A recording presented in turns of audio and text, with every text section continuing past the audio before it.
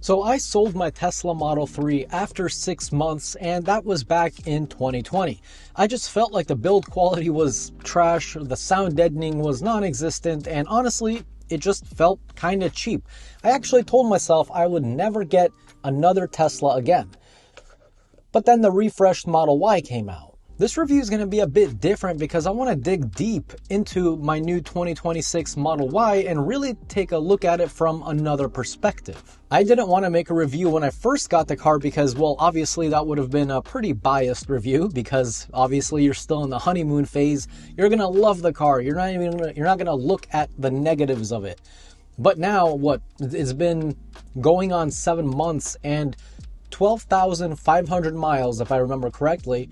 I think I'm ready. The redesign of the car is what really kind of drew my eye to it. The front light bar, the good looking side profile, and of course, that absolutely crazy rear light strip. At first, I wasn't really sure how I'd feel about it, but seeing it in person is what really sold me. I mean, it looks fantastic. The build quality, well, it's incredible. I mean, it is a night and day difference compared to the pre-redesign models.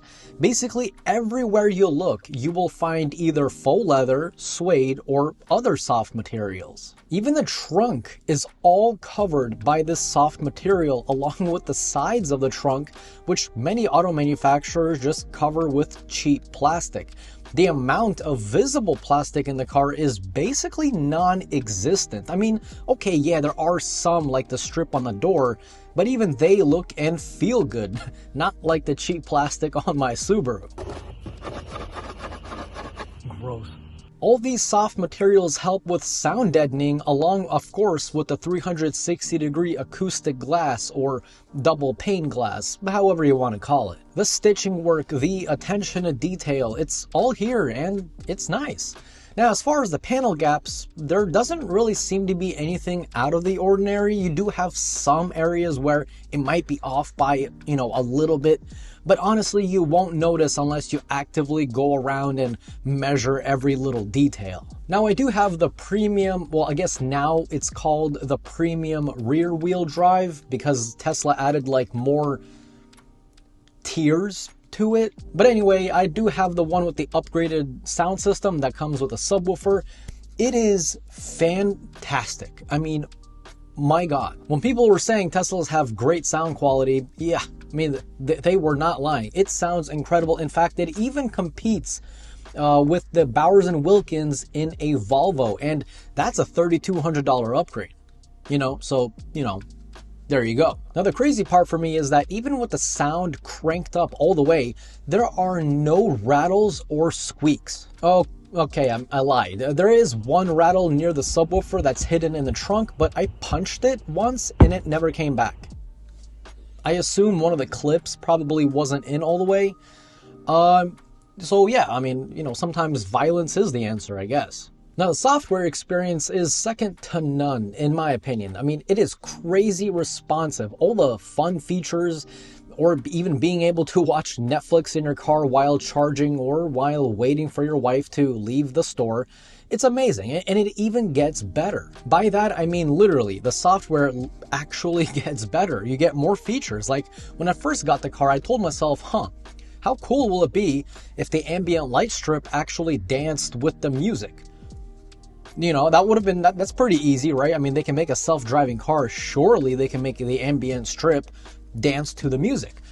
Well, I guess Elon is in my closet because he heard me and boom, after a software update, it happened. Then, I'm not even kidding, as I was showing my wife the ambient strip that flashes with the music, I told her, it's cool, but like, why couldn't they give us the ability to make it change colors while flashing to the beat of the song? Like, why not do that? Bro, a month went by and they did it. Like, they actually did it. It now dances to the music and it changes colors. To be fair, it only changes colors when the car is in park, which doesn't really make sense. At first, I thought it was so you don't get distracted, but when you're driving, it flashes anyway, just with a solid color. If it really is for anti-distraction, then how is Mercedes even allowed to sell cars? I mean, their interiors are starting to look like a Temu nightclub, okay? So I'm not really sure if distraction is like the reason why it doesn't function when you're actually driving. And then recently there was another update, and now you have Grok AI inside your Tesla, which is amazing. I mean, check it out. Now, to activate Grok, all you gotta do is press and hold on this microphone key, and then you can have it do stuff like, hey, get me directions to the Crabtree Valley Mall, and then let's stop by some Starbucks.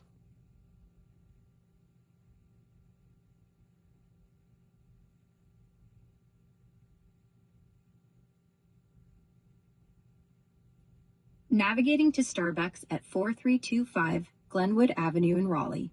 Then Crabtree Valley Mall. 33 miles, about 34 minutes, arriving around 1:31 p.m. Sound good? That goes to show Teslas literally get better the longer you own it. I mean, I haven't even owned mine all that long. It's only been 6 months, and so many new things are on the car. It's such a upside down moment. Like when you buy like a normal car, like a gas powered car, like a year goes by and a new model comes out. That model will have software features that your car doesn't have, which kind of makes you feel like, oh, I own like an old car, even though it's only a year old, you know? But with Teslas, you get more features the longer you own it. So let's talk about full self-driving. Yeah, it's really, really that good. 6 months later, and it still shocks the hell out of me.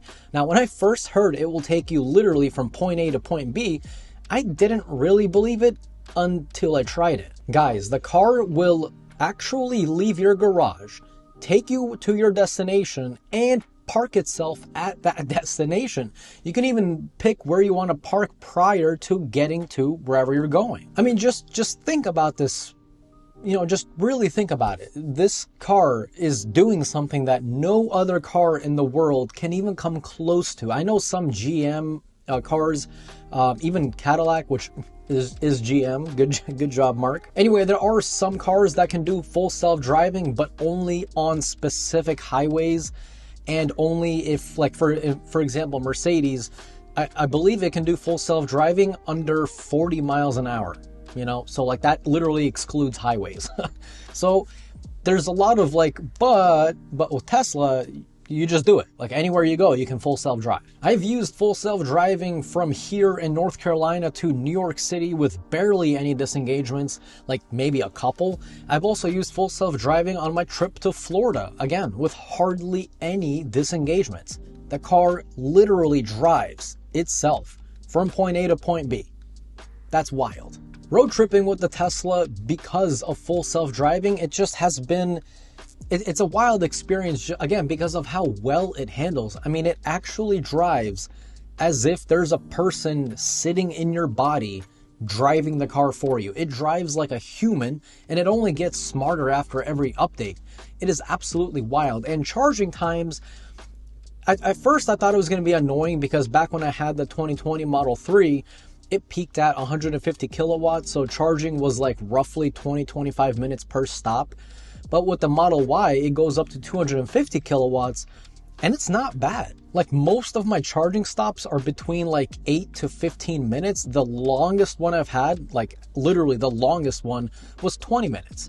So between 8 and 15 minutes, I mean, you pull in, you plug your car in, you go inside, you take a leak, you buy some Cheetos, you buy some water. By the time you check out, get back to your car, you're ready to go. In fact, there's been a handful of times where I actually overcharged, not because I wanna, but because there was maybe a line at the cashier or whatever else. Now, yes, of course, it does take longer to get to your destination when comparing to a gas car. For example, from here, where I live in North Carolina, to the Appalachian Mountains, it takes around 4.5 hours to get there. But with a Tesla, it would take closer to 5 hours, 45 minutes, 5 hours, 30 minutes. So, it'll take longer, of course. And by the way, it's not that much cheaper in a Tesla, to be completely honest. Like, for example, in my Subaru Outback, it would cost me maybe $35, $36 to get to the mountains. And with a Tesla, with all the charging stops, it's like 28, 29 bucks. So you're not really saving a whole lot when you're supercharging. In fact, you're losing a lot of time, actually. But, I don't really go out that much. So yeah, while I do love road tripping in my Tesla, if I'm going on a really long road trip, I'm I'm picking the Subaru. Now, here are some things that I don't like about the car, and it drives me absolutely wild. Like, Mark, calm down. So I like to keep my cars clean. I like to detail them, ceramic coat them, and nothing makes me more mad than when I spend like 6 to 7 hours detailing my car, doing paint correction, ceramic coating, everything. It's all beautifully clean, right? I just put the ceramic coat on, and then this is what the Tesla decides to do. It decides to spray water on the front camera when I'm moving it from outside my garage to inside my garage. Hey, why are you doing that? That means the entire front lip of my car is now wet, which, hey, I just put ceramic coat on. You're not supposed to get it wet for like 2 days. But also, I'm driving 2 feet, 3 feet, 6, 10, I don't know, whatever that is. I'm not driving that much. Why are you spraying? And I just cleaned it. Like, what is even there to clean? I just cleaned the car. The front camera is nice and clean. Why spray it? And it does it automatically. There's no way to shut it off. Drives me wild. And speaking of that front camera, hey, Elon, thanks for adding it. But what the hell? This car only has 12,000 miles on it, and the camera already looks like it's been fighting for its life in Vietnam. I think what Tesla should have done is added in like a little protector that goes over the camera, something like this. This thing has like a little camera or a protector that if it does scratch, you can just take it off and replace it with a new one. Because I'm starting to wonder how that camera is going to look like in 20,000 miles. I mean, that thing's going to be dead. Another thing I don't like, again, it came out with an update. Everything was perfect prior to this update. But, okay, so the auto sprayer for the front camera, forgot English for a second. That's annoying. But what's more annoying is, again, when the car is beautifully clean, right? It's a nice sunny day outside, not a single cloud in the sky. It's perfect. I put on full self-driving. Boom, the windshield wipers start to spray and it cleans the camera. Like it literally does this. It doesn't make a whole motion. It lifts up, cleans the camera, then goes back down. Why? I just cleaned it. And of course, to add insult to injury, the gutter system, like on the roof, you know, where the windshield is that goes down the roof line, it's basically non-existent. You know, I had a Volvo and I could spray my windshield wipers as I'm driving, and it would stay in the gutters. When the wiper goes up, it goes into the gutter system and just kind of follows the line of the car. With the Tesla, your entire side mirrors or side windows are going to get crazy dirty, and it's just going to dry and look like crap. So again, after detailing my car for 5 to 6 hours, I take one drive and all that happens. I don't get it. Why? But anyway, another thing I don't like, no soft close front. I don't care about like auto open, auto close. I can open it and close it myself, but at least give us the option to soft close. Because again, when the car is nice and clean, I don't want my handprints to be on the hood of the car just because I'm trying to close the front. Again, very odd feature. I know there are aftermarket parts that you can buy to make it that, but I feel like I shouldn't have to do that because there's a lot of other cars that do that, you know? But anyway, another thing that continues to blow my mind, and this was an issue on the 2020 Model 3, which you know, kind of tells me they will never fix it. But why are the automatic wipers so terrible? I'm not even talking about them wiping the camera. Fine.